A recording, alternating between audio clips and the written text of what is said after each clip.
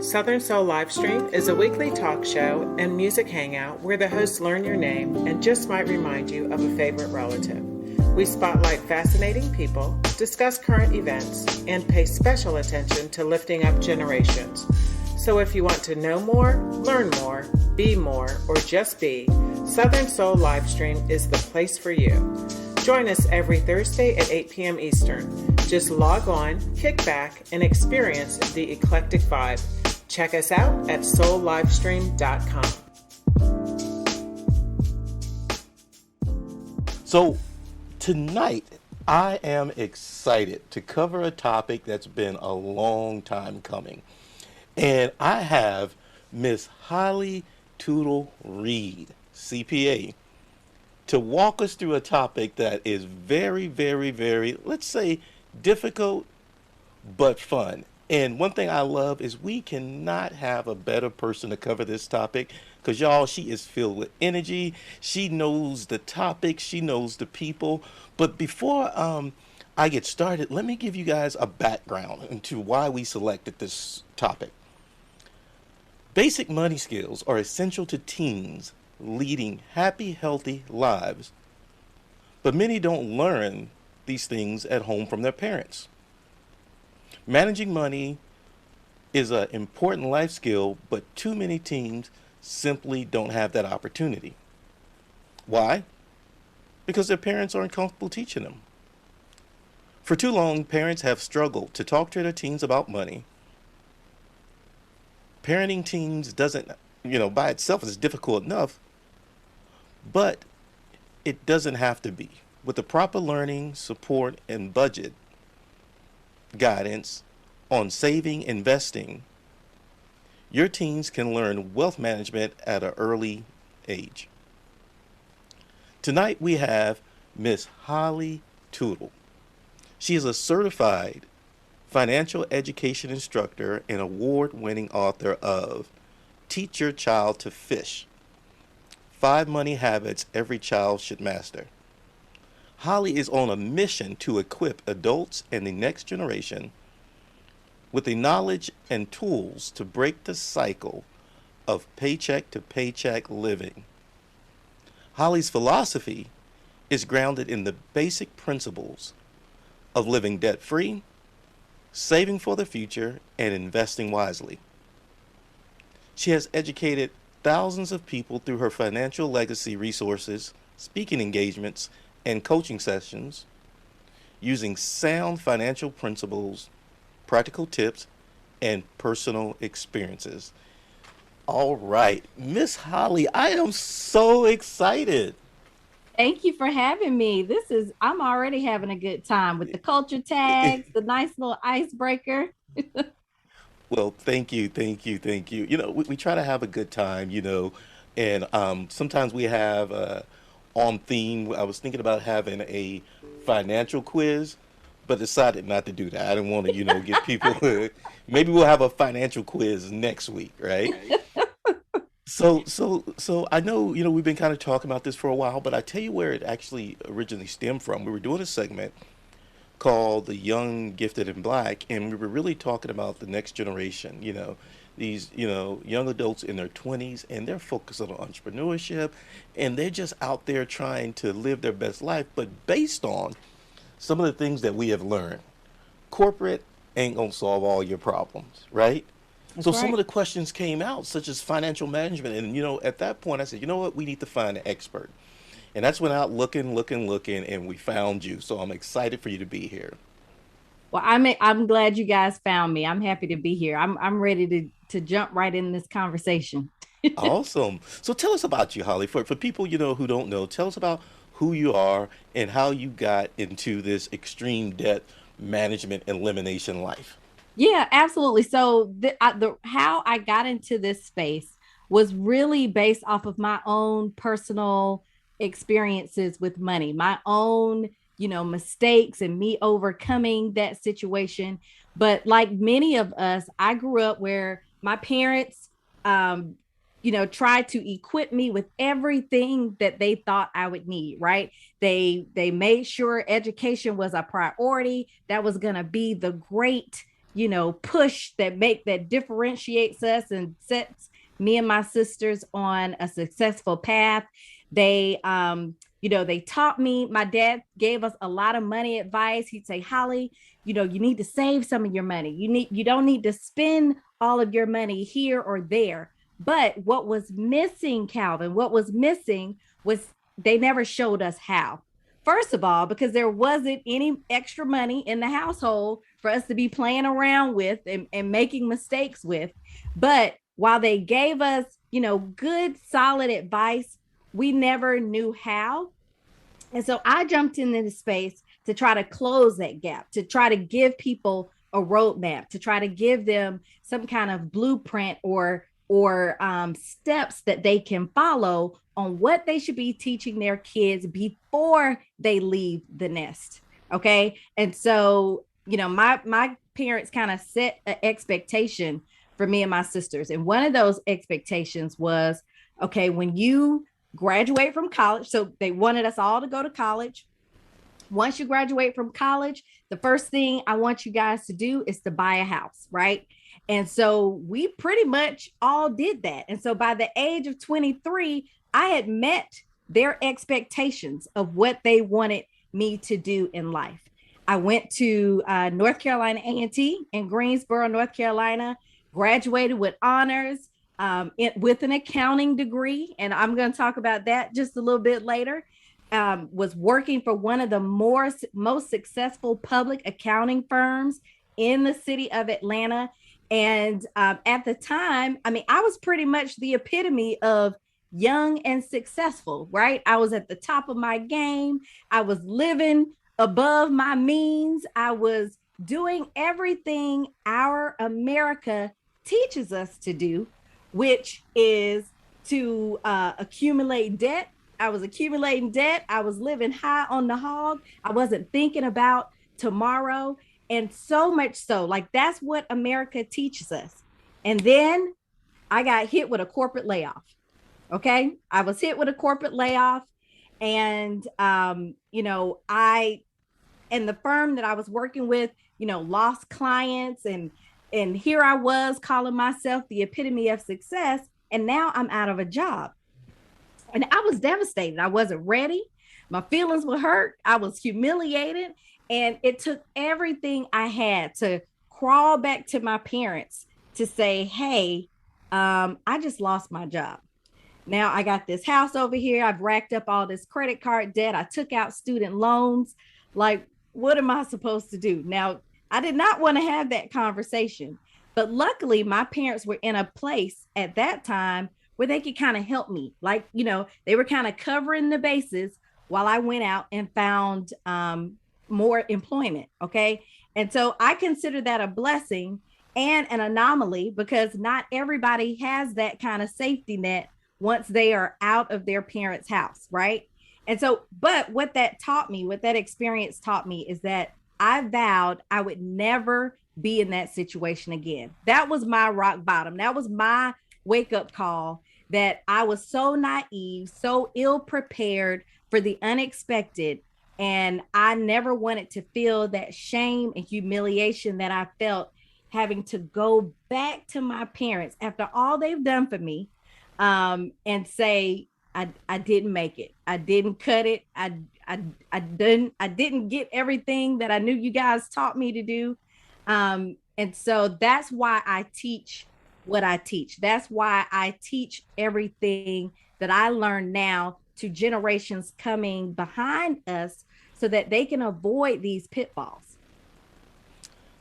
Awesome. Holly, I really appreciate your story. And sometimes, when we find people to interview and spotlight, I always say this: I'm looking for fascinating people. And I love your story because it's extremely fascinating. Because it's obvious, right? You in Atlanta, you established, you got your Aggie pride, they everywhere, right? They in the chat. They everywhere, right? So you are doing your thing. You in ATL, living your best life, right? Good family, established by 23. Yet something happens. And Right. when that something happens, you've reminded me that sometimes people don't have those adverse situations. Sometimes people don't have that. And you reminded me that as you told your story, I said, that's her passion. That's Oh, that thing that drives her. And yeah. as parents, we do these things to protect the kids, but it's something about the passion that you just talked about. I mean, it just drives us in a whole way. But I want to get on that because I get all choked up, whatever. But such an awesome story. Thank you for being vulnerable, Thank and you. thank you for sharing that for us. Let's talk Absolutely. about. Look, Go ahead. let me just add that's important though. Like everybody has a story. Money is a very personal thing. And so I'm sure everyone on this call has had uh, an experience with money, whether that was positive or negative, that probably changed their trajectory of spending or at least triggered for them like I got a problem, I need to do something different, I need to go in a different direction. But those are often the things that teach us, how to proceed, right?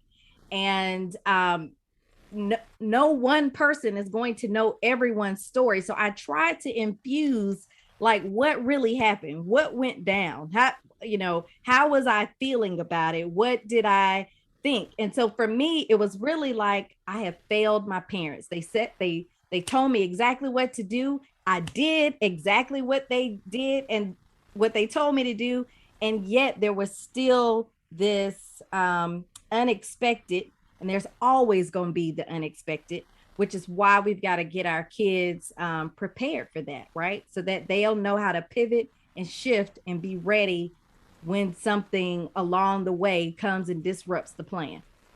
Amen. I love it. I love it. I love it. Now, tell me this. You know, you are a certified public accountant, right? And Yep. I know those people. I don't know what they do. What does that mean? Does that mean you do taxes? I mean, what does that mean, right? And, So and, there, and, and go ahead. yeah, so there are CPAs that focus on taxes, and that's usually what that's the first thing that people think about. Yeah. But CPAs, they also audit financial statements of large companies, which is what I primarily did in my corporate career, doing accounting and making sure people we're certifying that everybody is doing it correctly and not cheating the system. So yeah, but most people automatically assume taxes. Taxes was not my passion, although I do them still for members of my family, and for myself I do not do it externally.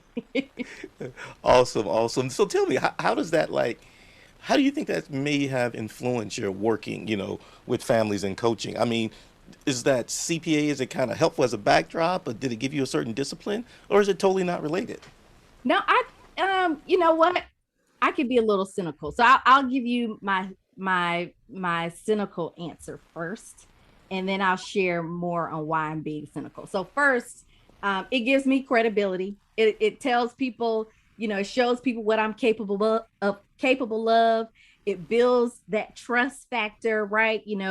And the reason I'm a little cynical about that is because I now know that we are conditioned, we are trained to believe, Americans are conditioned and trained to believe that you have to be formally educated in something in order to be an expert, in order to be good at it. And so I will say, it did help, but the reason why I'm cynical about it is because here I am, an accounting major, graduated with honors, CPA, auditing $1 million Fortune 500 companies, yet I couldn't manage my own personal finances, Wow. right? And so that tells you something, right? So the education system, what they're teaching us is, is not helping, it's not, they aren't making the connection in how we individually should be applying it to our personal finances. And so I highlight that because people may hold a certain degree up to a certain standard. Oh, well, you're a mental health professional. Wouldn't you know if your child, if your teen was depressed? No, not necessarily if it's right under your nose or if they know how to cope or hide the symptoms or whatever. So it's very similar with professionals. So while the CPA and the accounting degree, that work experience gave me again experience, taught me how to speak corporate speak, taught me how, gave me perspectives, introduced me largely to the disparities of wealth in America, like being in that industry and just seeing how I have another story here. So one of the things when I was working for this public accounting firm is, they want to grab their diverse hires and take them on recruiting trips to big schools, so they can show their diversity. And when you go on these recruiting trips, you talk to all the people, then they decide, okay, we want to make an offer to these people. And one of the disparities I saw is that when they would hire candidates, high performing honor students from HBCUs, they would offer them like a $2,000 interest free loan so that those hires could go and refresh their wardrobe, maybe put down deposits if they were moving from a different city and they needed, money, startup money to put down security deposits and that type of thing. But then hires from PWI institutions, they would give them signing bonuses, $2,000 signing bonuses. So I was like, well, why are they getting signing bonuses, but these students are getting interest-free loans? And the response that I got at the time was, oh, well, it's really competitive at these schools. And so this is just another incentive for them to come and work for us. And I immediately saw the inequity in that, right? Like immediately. And I was like, they don't see this. They don't see this is not right. This is not equal. This is not fair. These kids are busting their tails, but we don't know what to ask for because it's our first time. We're first generation working in corporate America. So half the time we don't even know what to ask for, what to look out for, to know that this stuff is going on behind the scenes. But that just kind of sets the stage as to why our parents and generations before us thought it was so important, why they thought education was so important. It was going to be the great equalizer. And in many cases, it is. It definitely helps. They can never take it away from you. They can't say, but often there's still that inequity behind the scenes that we may just not have knowledge of. Awesome, man, Holly. Girl, you preach. That's all I can say. We can talk about anything tonight because I can tell you just pulling it from everywhere. I often call our generation that I have a dream generation, and that commission was go out and get educated, go out and get that. And then we integrate corporate America, right? And with this integration of corporate America, there's this great hope. But then all of a sudden you discover, just like every other place, there's some inequities, right? Just Yeah. like and I always tell people there's no silver bullet. There's no do this one thing, get your education, it'll be fine. Do this one thing, right? Right. Because there's always the complexities. I can't even say it right now, but you've discovered that. And what I took away from your story, the CPA has very value. It proves what you can do, but it doesn't necessarily mean that you're going to be good at this coaching. And what makes you good at this coaching, I'm already going to call it, is that passion. That passion that comes from the story. The CPA is the credentials that say I can do. I can do the hard problems and sophistication. But that don't mean I'm going to really, really help your child. What's going to allow me to help your child is this passion that Holly brings from her own story. And I love how you describe it. You say, I felt like I had let my parents down. And I love the love of parents because I can imagine how they prepared you all, you and your sisters. And when you went back, how they supported you and they also surrounded you with love. But that is an awesome story. Thank you. So tell me this. Go I ahead. call it You call it passion. Nowadays, I call it purpose.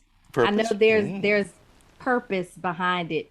I've worked with a number of families now at this point, or taught enough kids to see the impact. Like, I am literally planting seeds, and the seeds can be planted from many different places, not just me. It could be planted from, people they look up to, whether that's celebrities, books they read where they're getting different information, different perspectives, financial educators like myself. It can come from different places, but the point of this is it's got to come from home too, right? Yeah. It's got to come from the parents. I tell my parents, you guys are your kids' first financial advisor. And I know that money and money management may be an intimidating topic, especially if the parents, aren't good at it. Like, be truthful, a lot of adults aren't good at managing money. No one ever taught them how to do it or how to go about it. But here's the thing, whether you're good at it or bad at it, we all have experience with it.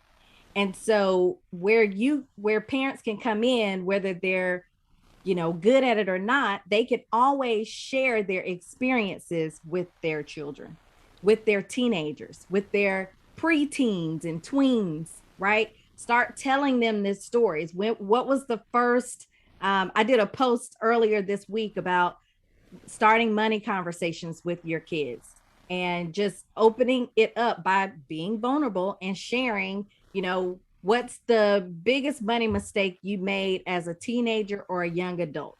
Like, what was that big money mistake? What did you learn from it? And just kind of opening the door that way and just seeing what questions they have, talking about different things. What would they have done in that situation? So we just got to start talking about it and not making it a taboo topic in our homes and in our communities. I love that because it definitely shows me how it influences your approach, right? You don't just work with the teens, you also work with the parents. Oh, yeah. And it seems like you're very, very aware of these cultural strongholds, these taboos, we call them, right? These taboos to where, let's not talk about money or let's hide that. So do you have to really spend some time with parents to get them comfortable with that? Because, certain families, they spend a lot of time keeping that stuff hidden. Are parents typically resistant? Or what do you experience? Absolutely. Especially culturally in minority communities and Black families, we're like, that's none of their business. This is grown people business. And, we get into that, do as I say, not as I do mode. So you don't have to tell all your business. You don't have to let everything out the bag.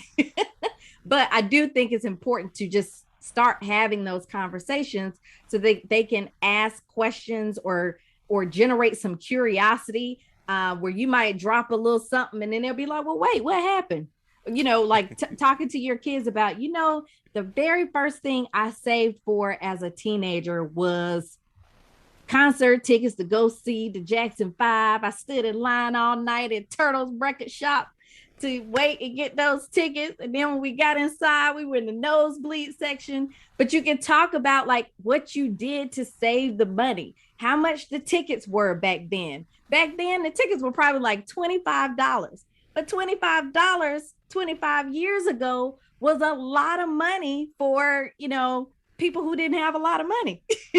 So, just sharing your personal experiences, being vulnerable, like pick and choose, and then if it gets too personal, you can cut it off. You can be like, you might be too young to know all the rest of those details, but one day we can talk about it. Well, you reminded me of my first experiences with money management, and it's exactly what you said it was. It was the stories.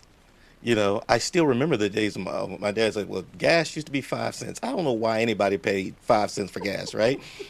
But I do know that I remember when gas was 77 cents. It was sometime in the 70s, right?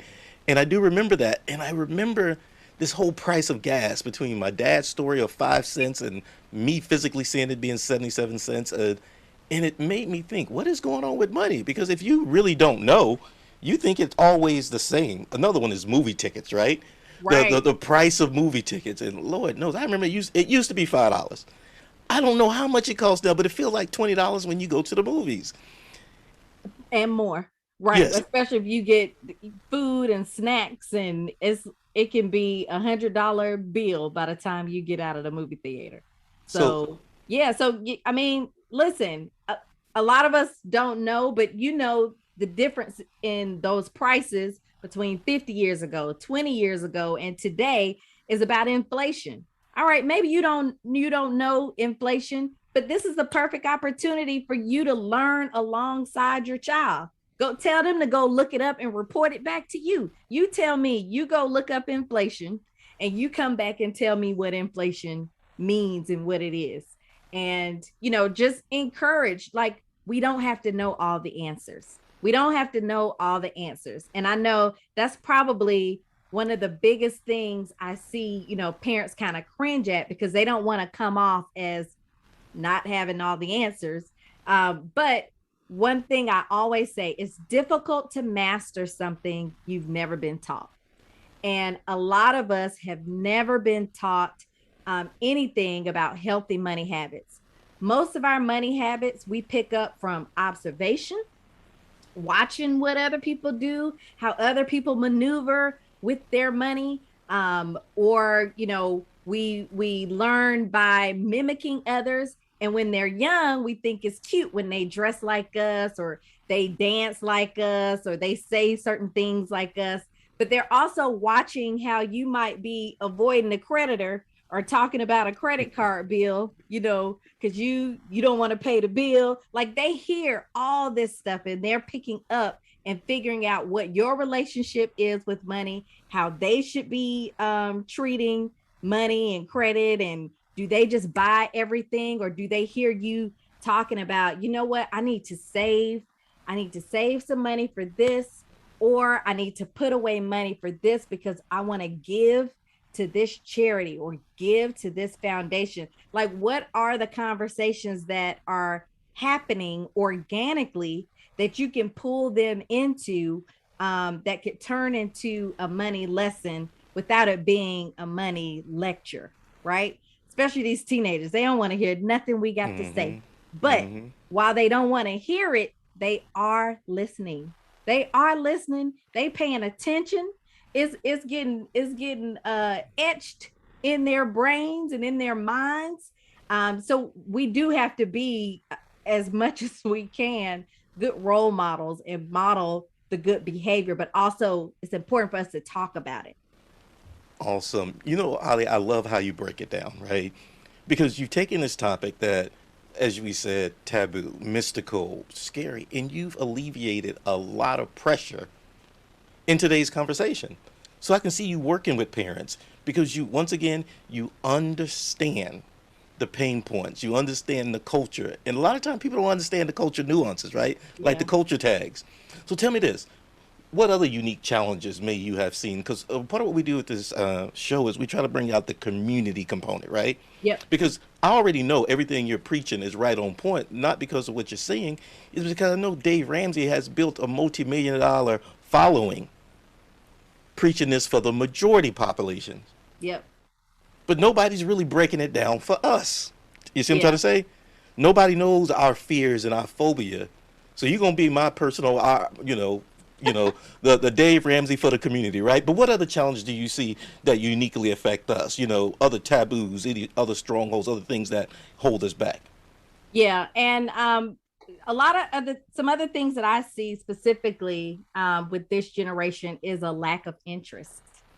Like, I get a lot of parents who say, "Oh, Holly, I love what you're doing. I want to put my child in your workshop or in your camp, but he's not really talking about money. He's not really, interested in, or she's not really thinking about money." And you have to take a step back at some point and be like, okay, well, is this something that you would want them to know?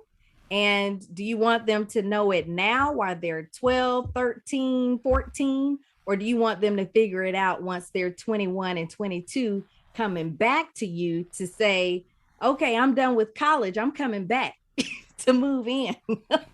Or I'm not going to college because I see all of these examples of people making it big, being a YouTube influencer or being a rapper or being an athlete. I'm not going to college. I'm just going to do me, see how that works.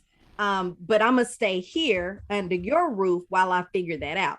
So, at some point, whether they're interested or not, I'm sure there were lots of things I wasn't interested in, but my parents set the expectation and said, this is something I want you to learn. This is something you're going to need. Money management is a life skill. It is a life skill. It's just as important as learning to read, learning to write, learning to do basic arithmetic. Because once you start earning money, once you start managing money, that is a skill that will serve you well if you have practiced healthy money habits, or it will do you dirty if you don't know, if there's a lack of knowledge, right? So it can put you in a real bind. So my philosophy is the sooner you start, the better off, right? So I don't care if they're 4 years old, 5 years old. At 4 and 5, they can say, we got our kids are telling us, you tell them, no, we don't have the money for that. And then they'll be like, oh, just use your credit card. Well, wait a minute. How you know what's a credit card, smarty pants? How does that work? So yeah, just start early and have these conversations, but also try to find ways to help allow them to practice money management, especially while they have the safety net of making a $10 or $20 mistake under your supervision, because the mistakes once they leave the house can be thousands and thousands of dollars that could really set them back many years.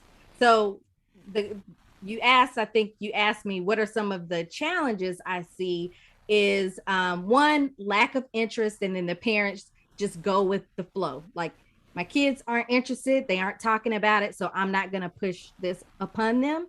The other thing I see is just apathy, indifference towards the topic, or parents, or the child is working, the teenager is working, and the parents have set no expectations for the child. I've had parents come to me and say, Holly, my son is working, but all he does is spend his money on Air Jordans, or he goes and buys the latest, clothes or games or whatever. And I was like, oh, well, what expectations did you set? Like, what did you set for him? Because, they think the teen thinks I'm working, this is my money. But as the parent, you're still the coach, you're still the guide, you're still the advisor. So my recommendation is always, all right, let's sit down. You're going to start working. All right, let's see how much money you're going to potentially be making. This is my expectation of how you're going to use this money. Either you're going to start paying your streaming service bill, your cell phone bill. You'll be responsible for, the gas, keeping up with the gas, or keeping up with the oil changes if you're driving, or, but also I fully expect you to put this amount away for savings. But that's where the teaching and the coaching comes in, and the showing them how, versus just giving them generic advice like my parents did. You need to save some of your money. Okay, I need to save some of my money. For what? For why? Y'all are giving me any and everything that I need. Why do I need to save money? So talking to your kids about setting goals and what should they be saving for at that age. And so the cheat sheet, I'm gonna give y'all an answer. The cheat sheet is think about the things that your kids are most interested in, or what are some big milestones coming up in your teenager's life. Like for me, when I was growing up, turning 16 was a big one, or even turning 15, because then you could go get your learner's license. So who's going to pay for the learner's permit? Who's going to pay for the driver's license? Like, give them some things that they can start being financially responsible for. They love Netflix to death, then maybe they should be responsible for paying you for the Netflix service every month, or get rid of it. Or, what is it? Come up with something to give them a sense of responsibility, and trying to build that discipline in with them. And, we can talk about budgeting and all that good stuff, but it just opens the door when you set those expectations early for them to get in the habit of caring about money and how it's being used and spent. I appreciate the way you describe that because I hadn't thought about it using those words. But what you said is money management is a life skill. I'm huge on life skills, right? There's all kinds of life skills, right? Work ethic, hygiene, education, money management. You also kind of remind us where we came from, right? Save some of your money, which is, once again, I call it, excuse me, that silver bullet, or that, as you described it, that generic, but it doesn't really give you that practical definition that's broad enough, but specific enough. Right. So a lot has changed, but then it's like, okay, for example, so let's talk about some how things, in addition to how things have changed. A lot has changed since the times of balancing checkbooks. We now have new world digital currencies, Cash App, Venmo, Bitcoin. The devil, micropayments. Y'all don't realize in business school we studied micropayments. Micropayments is they ain't gonna hit you up for a lot of money. They're gonna get you for $2.99 every month. Right. And $2.99 for every month, by the time you're done, you're gonna be paid those people $2,000. But you don't know you gave them $2,000 because they were just getting you for $2.99. Right. Micropayments. That's how they sneak your money. Yep. So much has changed. So how do you kind of bring this into your working with the teens? Because, we actually probably in school had to practice balancing a checkbook. I can't remember the last time I touched my checkbook, right? Exactly. So, Exactly. but one thing I've learned about money is that when we used to touch it, we had a closer relationship. But now with credit cards and everything, we don't touch it anymore. So now it's invisible. It's like you were saying, the children say, put it on the credit card. So what are some new ways that you kind of teach the parents and the students about these new challenges that come with I call it the new financial market? Yeah. So with the younger kids, for certain, I really encourage the parents to try to use cash and coins as much as possible, because here's why. As our kids grow and mature, they may be the first generation that lives in a cashless society where there is no coins and dollars being exchanged. And we're pretty close there now, right? And the way that it's introduced typically is through gift cards. So at a very young age, our kids start getting gift cards as gift. And that gift card is teaching them how to swipe, how to dip, how to tap, how to keep track of the dollar amount on the card.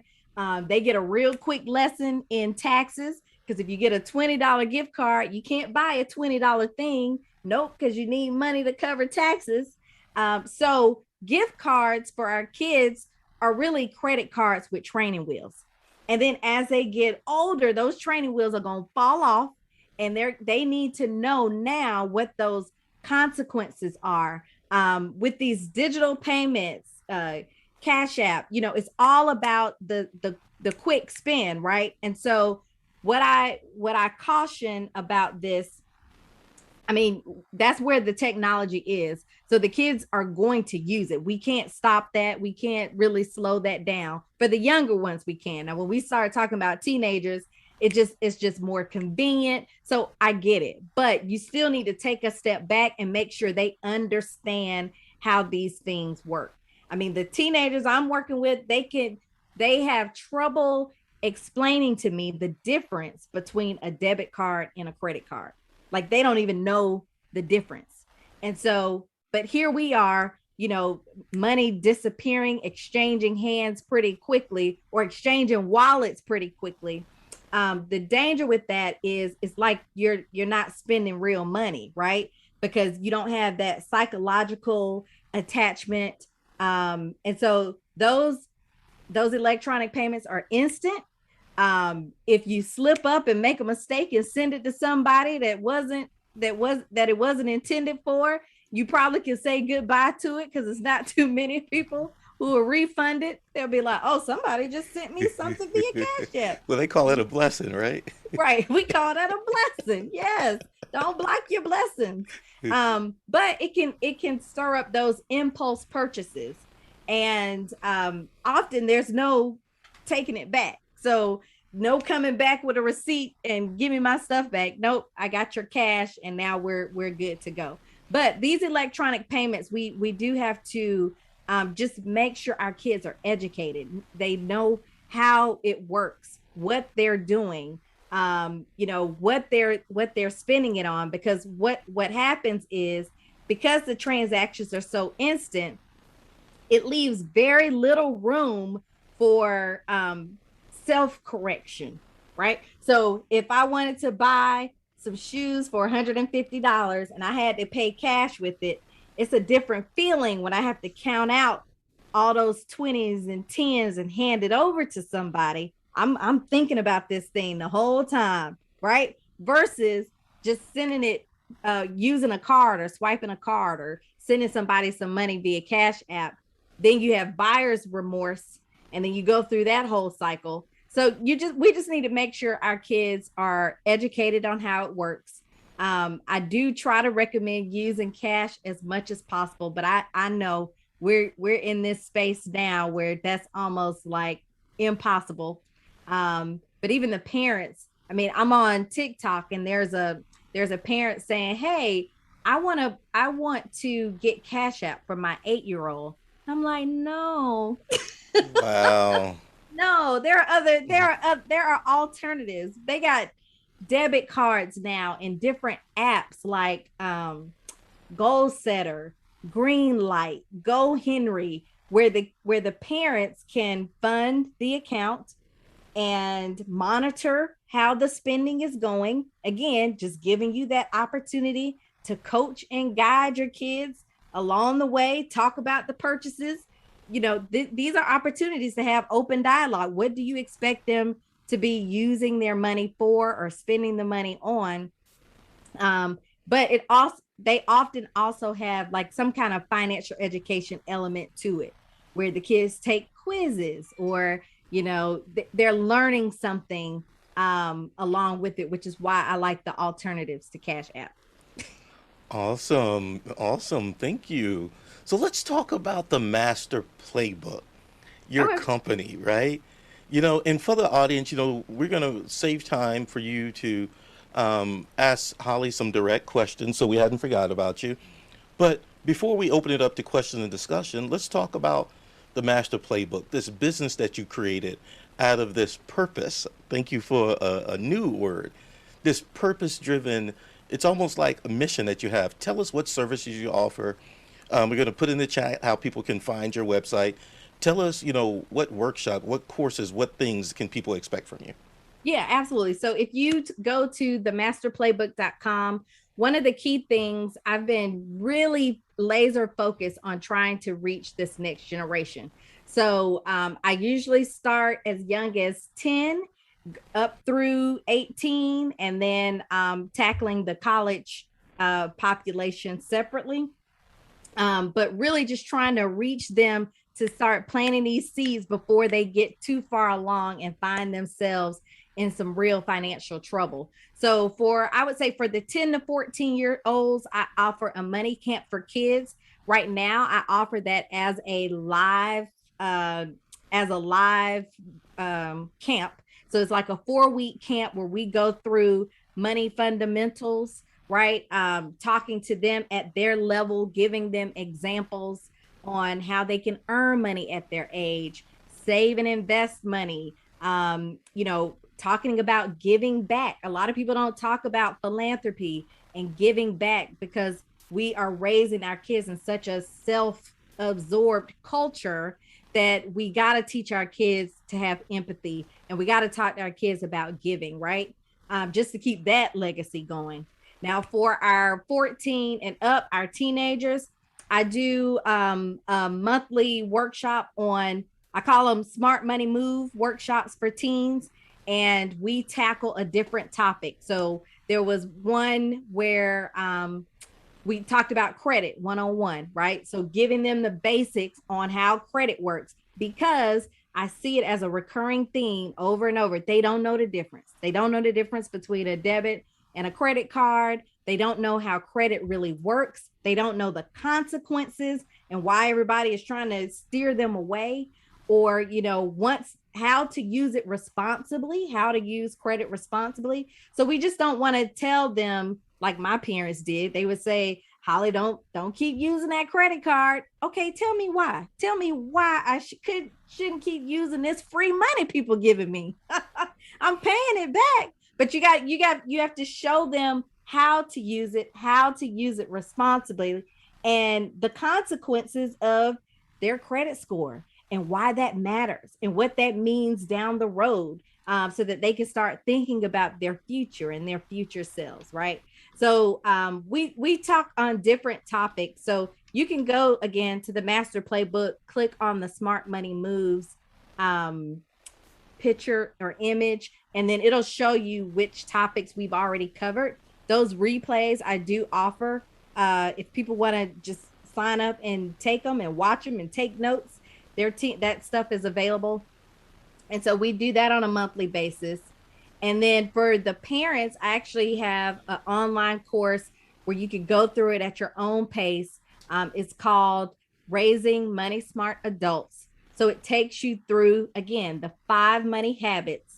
These are like the basic building blocks you should make sure that they learn and master before they leave your household, right?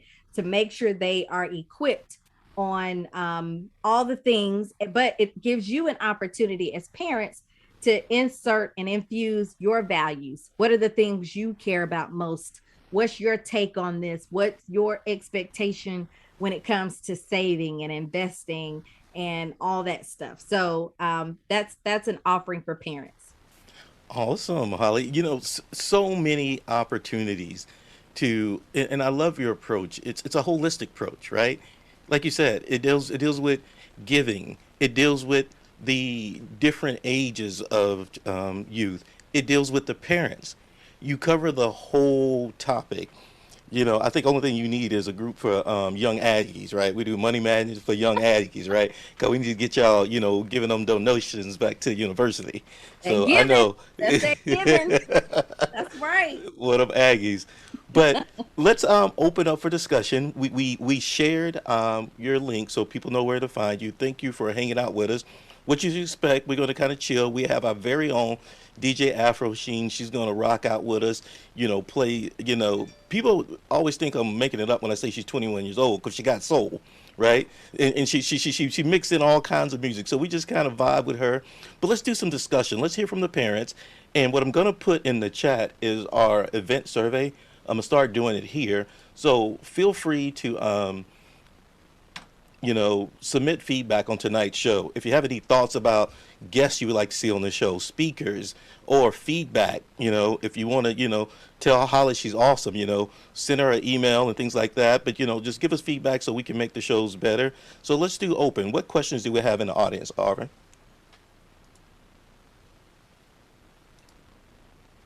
Me? Oh, Oh, well, I'm sorry. I didn't tell you that you were going to be, you sure didn't. that you were going to be pulling Surprise, questions. Arvin. Mhm. All right. So now there's been a lot of activity in the chat. So you were definitely hitting on some, truisms and things that people can really resonate with, and also taking us back to, maybe some of our days in college. They're like, hey, you get a free t-shirt if you sign up for this credit card. Oh, Lord, not the And that's credit how it cards. begins. Ooh. Or free pizza, as I think Margaret said that in the chat. Yeah. And But yeah, just to speak to that, thank God the laws have changed and they are a bit stricter now. So I know my days of A&T, they would set up at the student union, give out free t-shirts, water bottle, pizza parties to sign up. Now the credit card companies aren't allowed to do that, thank goodness. but they find other ways. So now, instead of the incentive of a pizza party or whatever, now they are incentivizing our kids with, reward points, right? Or cash back, or, they find other ways, or airline miles, or whatever it is, to paint this luxurious lifestyle when using their credit cards. And here's the thing that credit card companies don't tell you, is that research shows that the very first credit card you get, you typically hang on to that thing for like at least a decade. That's what it is. I still have mine from college, still.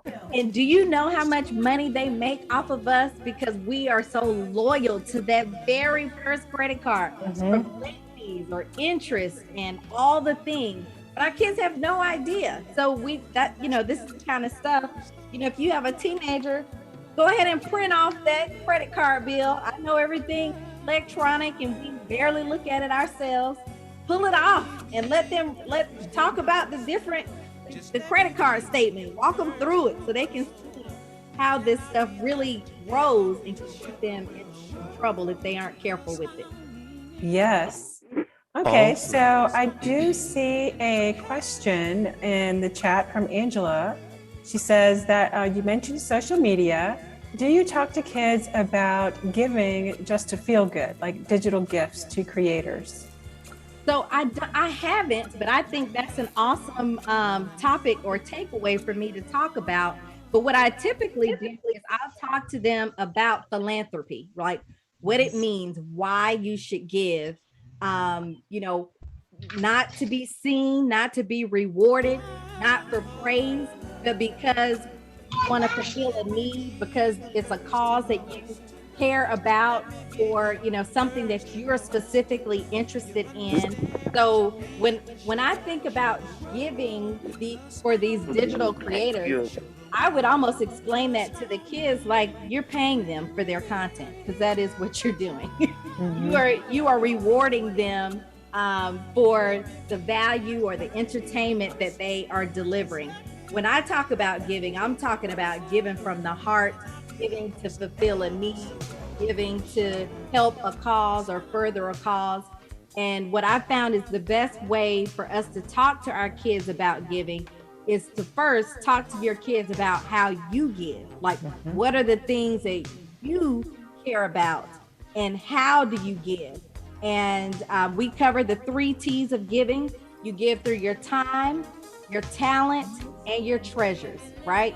Your time, volunteering, your talent, the skills and abilities that you could actually be getting paid for. You're lending that to further something else along. And then through your treasure.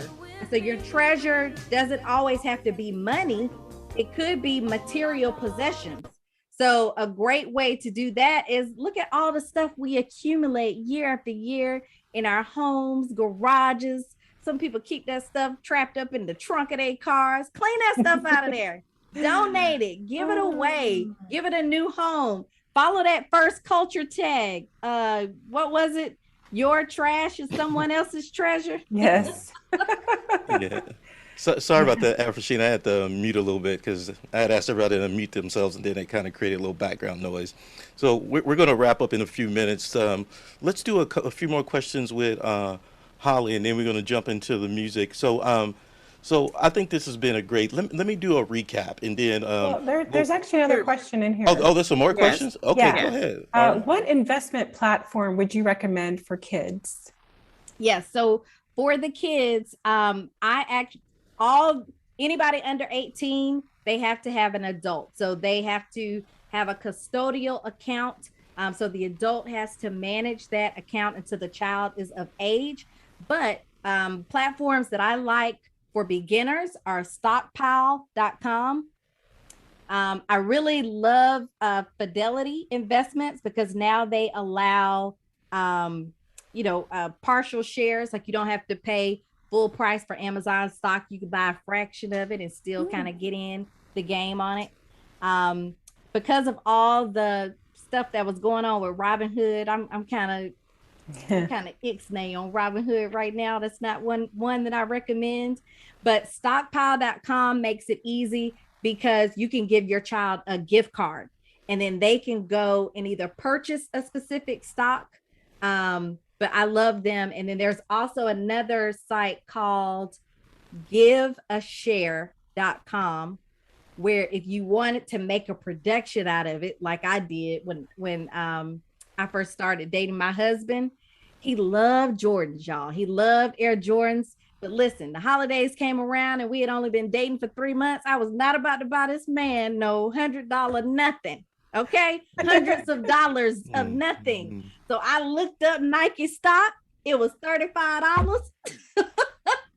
I bought that man a share of Nike stock, had it framed, put a nice little caption on there.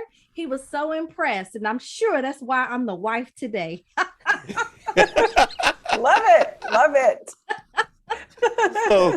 So Ren is representing Aggie Pride. He's saying Holly is the best speaker ever, and it's all this Aggie stuff. Y'all got to excuse him.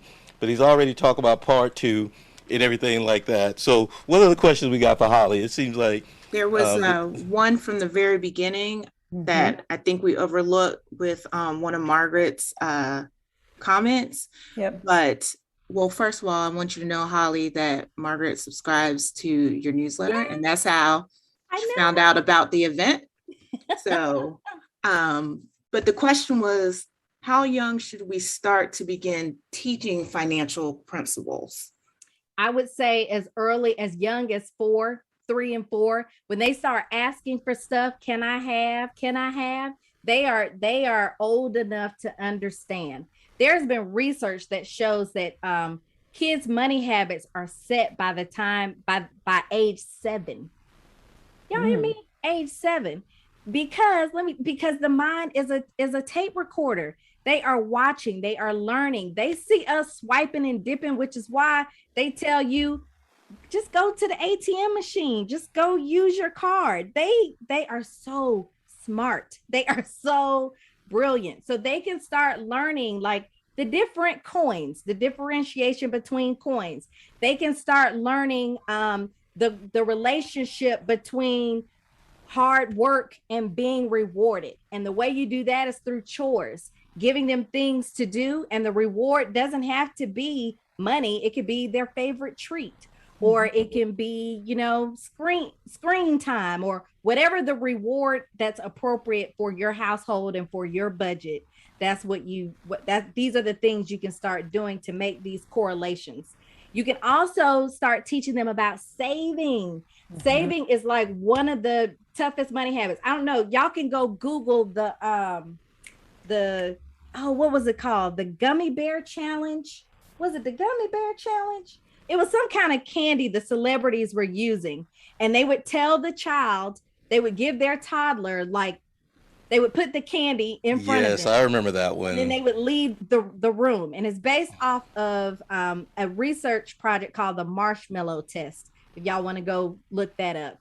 But the research basically says if the child can delay their gratification, if the child can be patient, and part of it, if you ask me, is obedience. If the child can be obedient and wait and have some self-control, that they will do better in life, like long term, when it comes to saving their money and be better money managers. Now, of course, even if your child takes the candy, you got enough time to correct and give them time to practice. I remember those challenges because they were so hilarious. I didn't know the background, right? All I could think is, why are these parents torturing their children, right? The parent put the gummy bears out, they leave the room, and they leave the camera on, and these kids are doing all kinds of stuff. They laying, they staring, they smelling it. One kid picked up the gummy, licked it, and put it back, right? so the kids were doing everything they could to try to be obedient, and as you said, not everybody was successful because it was about obedience, but I love that principle. I got a discussion topic that I want to throw in there that I really, really can appreciate this, Holly, because what you remind me of is when I first moved to Atlanta, and I had a friend who had a nephew who was 6 years old, He had a Garmin, you know, everything's by its name, right? He had an iPhone. He had a Fire, whatever. The child had all of these things, right? And what I took away at that moment, I'm like, wow, times have changed to where we want to give our children all of these things extremely early. Yeah. And it was coming from an okay place, maybe out of love, maybe we struggle. We don't want you to struggle. Yeah. We want you to have. But what I've always felt in my gut was something is amiss. Mm-hmm. Something's missing. We're giving all of these things, but there's something out of balance. And that balance is that delayed gratification. Yep. That balance is delayed gratification leads to everything. PhD process, jobs, keeping a job, not quitting, sports. It's connected to so many things. So a part of our issue is, let's give our children everything because we had to work too hard. But then we get upside down because now the children are in the opposite. They can't live 2 seconds without getting that thing. And the credit card people and the Cash App people, they know that. So they take advantage of it. So I love and thank you for breaking it down for us tonight because you really helped me see this thing in a whole different way. And my son, like you said, he's exactly like you describe it. He watches so much so. He told the grandparents recently, my dad doesn't have an iPad. Well, he doesn't have an iPhone. He has an iPhone Pro Max, he says. Right? And I'm like, where did he get that from, right? Not an iPhone, but an iPhone Pro Max. And then he asked the grandparents, what kind of iPhone y'all got? The grandpa said, I got Android 0, right? So they do be watching, right? And I took him with me to get the phone, but I didn't think he was paying attention. But he was. And it's a good point of beginning to teach these principles because this delayed gratification is connected to so much. So Miss Holly Reid Toodle, thank you for being here tonight. Thank you for being yourself. People have been blowing up my chat, telling me how awesome you are. We got to get you back. So I'm going to be bugging you because they want you to come back and talk about anything. They're like, can you get to talk about making pizza? They just want you to come back, Holly. I'm just telling you right now. So, but thank y'all very much. And feel free to hang out with us. I'm going to put that chat, the survey in the chat again, because I'm going to try something different to get you guys to submit feedback. We really take that serious. So feel free to click on that. It'll take you about 30 seconds. DJ Afro Sheen, y'all, she's back and she here to bless us with the music. So thank y'all, Holly. Feel free to hang out with us, vibe, while you cook or whatever and listen to the music. But thank you for being here tonight. Thank you. This was awesome. I appreciate you guys. Follow me on social media. I want to get to know more of you guys. Thank you for joining us at Southern Soul Livestream Talk Show. Join us weekly at soullivestream.com. If you're joining us live, we'll take a quick music break and then come back for discussion with the audience.